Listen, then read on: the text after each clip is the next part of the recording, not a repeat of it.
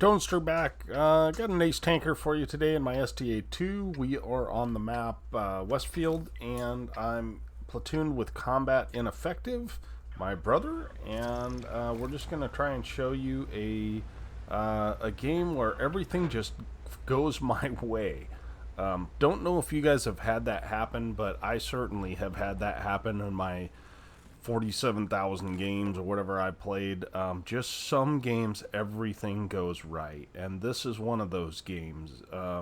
From getting the last shot on tanks to just making the right decision at the right time. It just so happens that I have a fantastic game, and it's really not all skill. I mean, there's some skill involved, don't get me wrong, but it's not all skill. So we notice that the enemy light tank has pushed, and I want to make sure and get a good shot on the guy. So I wait to get a shot on him, and we're able to get 365 damage, and more importantly, we save our links from certain death. And so I'm looking at the other side of the map, and there's really nothing on our side of the map. You can tell because they've got, if you start doing a number count, they've got 1, 2, 3, 4, 5, 6, 7, 8, 9, 10 guys on the enemy side, right? And you can see combat is coming up the other hillside, and which means there could only be 5 tanks over here. So I guess it is sort of somewhat even. But we've got Lynx and STA-1 and myself in support. So we're going to go ahead and push and see what we can do. So the Lynx is able to light up that Centurion 5-1, who is absolutely screwed now that he's up there. And we're able to put a tracking shot into the guy, and more importantly, we save our Lynx from taking damage. And again, I get the killing blow here, right? And for whatever reason, the enemy light tank decides he's going to push on through, and we're able to put some shots into him. And again, we get the final shot, right? So just by luck, we've got 3 kills here. So I've told combat, I'm guessing that there's somebody over in this area. Oh, my button isn't working. But anyway, over in this area over here. I didn't realize you couldn't do that in replays. But anyway, combat takes a huge hit from the Borsig that's sitting up over there. But you can see we're going to lose the other side of the map, right? So I have decided that we need to somewhat push this this Patriot.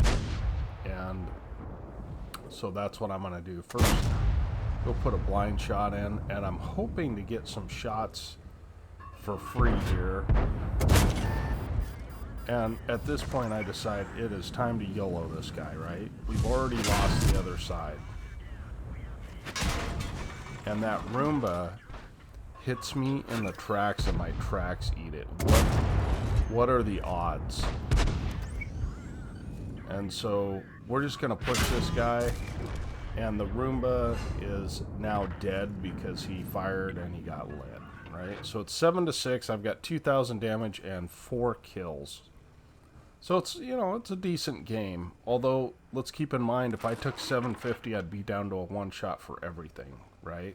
So again, things going my way. The tracks eat it. I would be just disgusted if I was that Roomba, because this thing has 0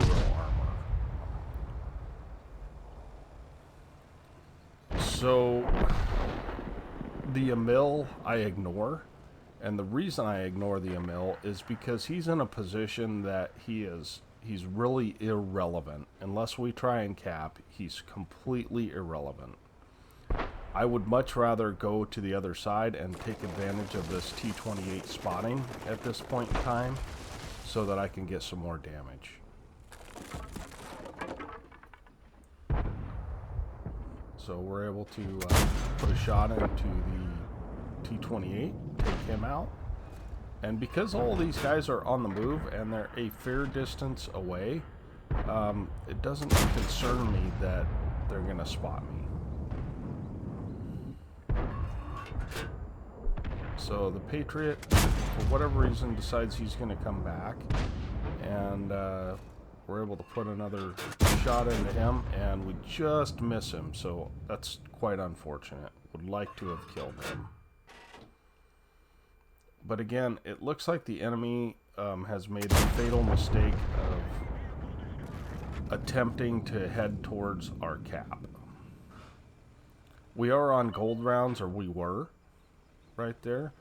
And look at the luck of this. I spot the WZ, but he does not spot me, right?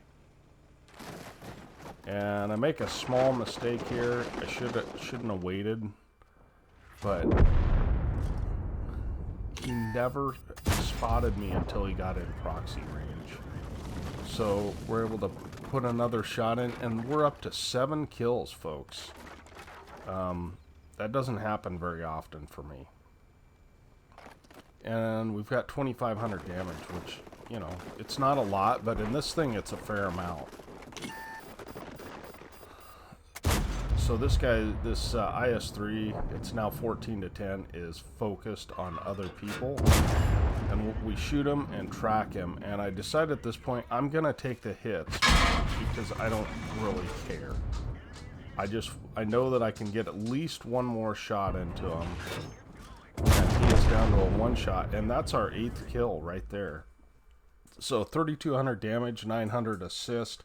It doesn't take a lot to ace this tank. Obviously, I've got it 3 marked. And it doesn't take a whole lot to ace this tank, but when you get 8 kills, you're probably going to ace it, just because the amount of damage it takes to get an ace is pretty low, and then you add in those kills, it really ups your XP. So let's go ahead and take a look at the after action report on this one. Here we are at the after action, and we did indeed get an Ace Tanker, a Radley, and a Top Gun. I don't think I have very many Radley Walters, to be honest with you. 3,200 damage. So 3,200 damage is 1,500 experience. And it looks like our T-28, who survived a long time, did really, really well, as did our Samoa.